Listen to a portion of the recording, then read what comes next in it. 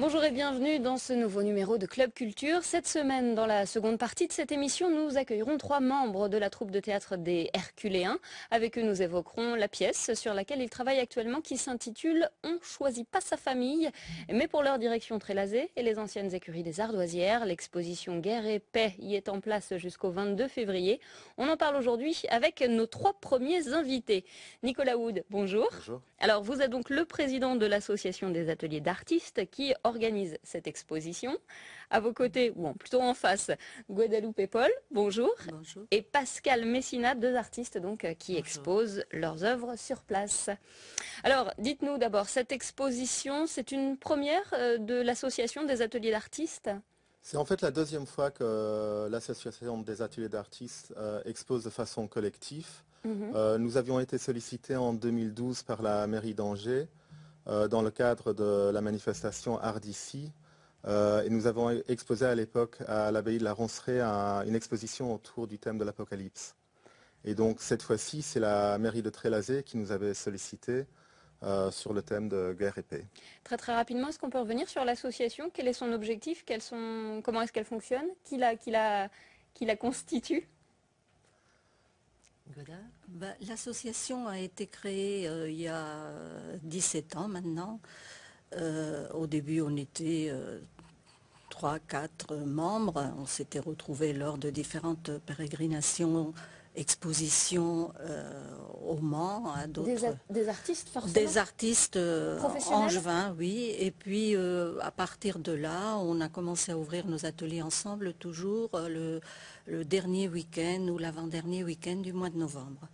Maintenant, c'est un rendez-vous incontournable, je crois, de l'art contemporain angevin et de la région.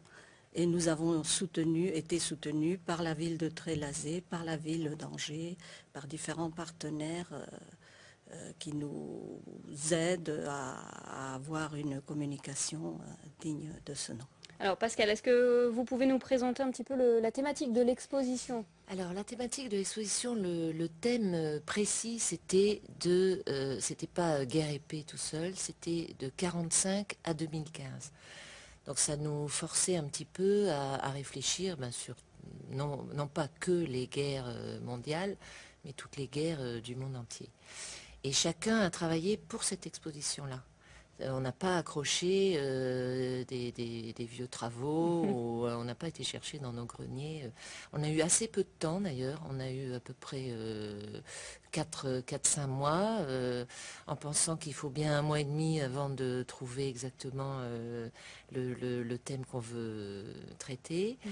Donc c'était un petit peu dans l'urgence, mais ça nous a obligés justement à nous concentrer. Alors tous les artistes de l'association n'ont pas participé, pour diverses raisons, mais on tient absolument à participer en groupe à quelque chose pour donner un peu de dynamique à notre groupe qui ne fait pas qu'ouvrir ses ateliers au public, mais qui cherche de plus en plus à être un groupe de création. Alors Guadalupe, vous êtes une des artistes qui avait réagi, on va dire, à l'actualité. Vous avez adapté votre œuvre aux récents événements, aux attentats liés à Charlie Hebdo? Oui, à Charlie Hebdo et pas seulement, parce que malheureusement, quand on y allait vers le vernissage le vendredi soir, on était en train d'apprendre à la radio la prise d'otage, la fin de la prise d'otage.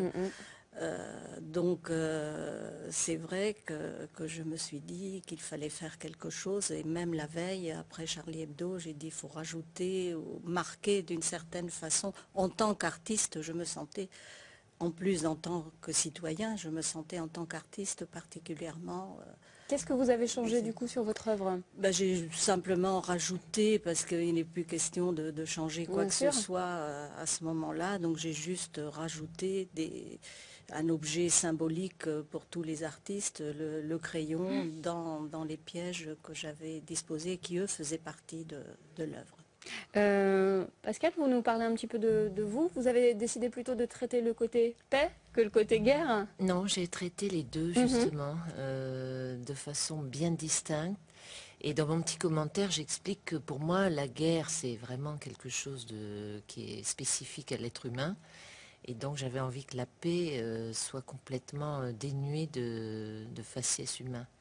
Parce que malheureusement, bon, dans le monde animal, dans la nature, il y a des guerres, mais c'est toujours dans un but précis pour comment dire, le respect de la race, la continuation, un territoire, tandis que les hommes, eux, font des guerres idéologiques ou de religion.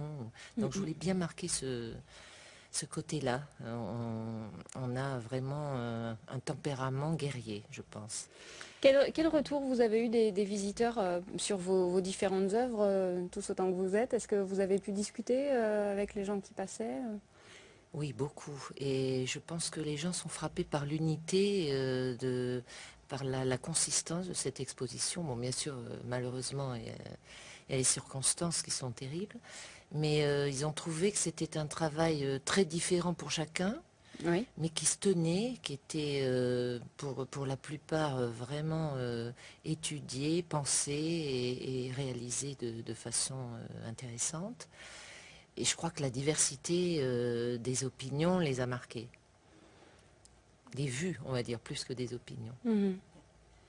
Les textes sont aussi importants pour beaucoup des œuvres, car c'est quelque chose qui a été travaillé aussi au même temps que la partie visuelle. Le texte permet aux visiteurs d'accéder à l'art contemporain qui n'est pas forcément quelque chose d'évident a priori. Nicolas, il y a beaucoup de styles, beaucoup de genres représentés. C'est aussi le reflet du foisonnement des artistes locaux, mais c'est vrai qu'il y a un peu de tout. Il y en a pour tous les goûts. C'est très éclectique. Il y a de la peinture, il y a de l'installation, il y a de la sculpture, il y a du collage.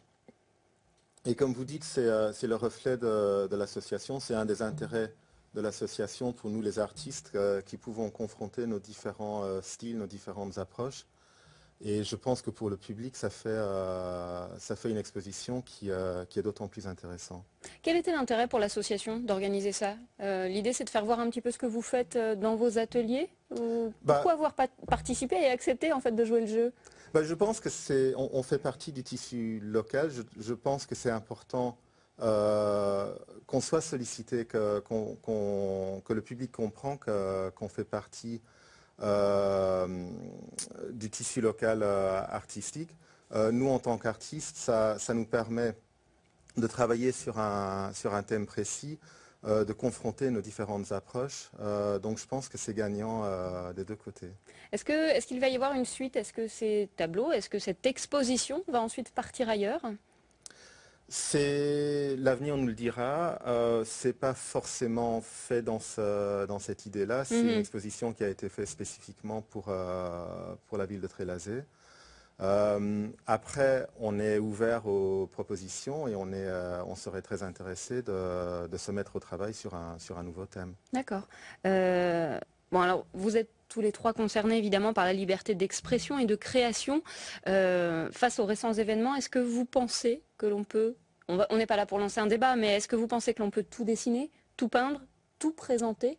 Est-ce que vous y avez pensé aussi? Est-ce que c'est quelque chose qui a fait écho en vous? Oui, bien sûr. Je pense qu'on a tous été très touchés, évidemment.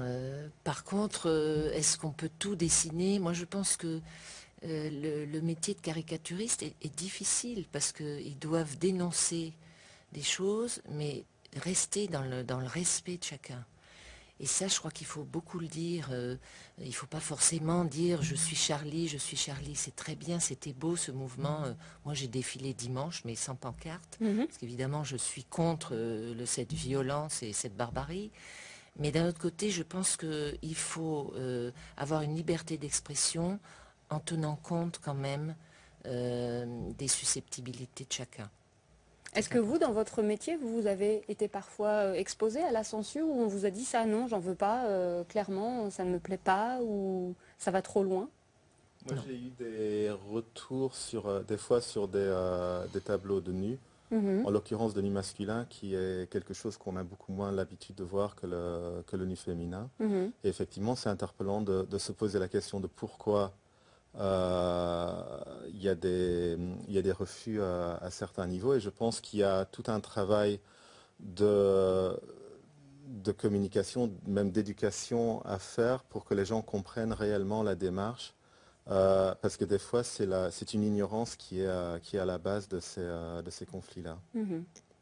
Bon, écoutez, le temps passe vite. Hein. Merci en tout cas. Je vous remercie vous trois d'être venus. Je rappelle que l'exposition Guerre et Paix est visible tous les après-midi, sauf le lundi de 14h30 à 19h aux anciennes écuries des Ardoisières de Trélazé, et ce jusqu'au 22 février. On se retrouve dans un instant pour la seconde partie de l'émission. À tout de suite.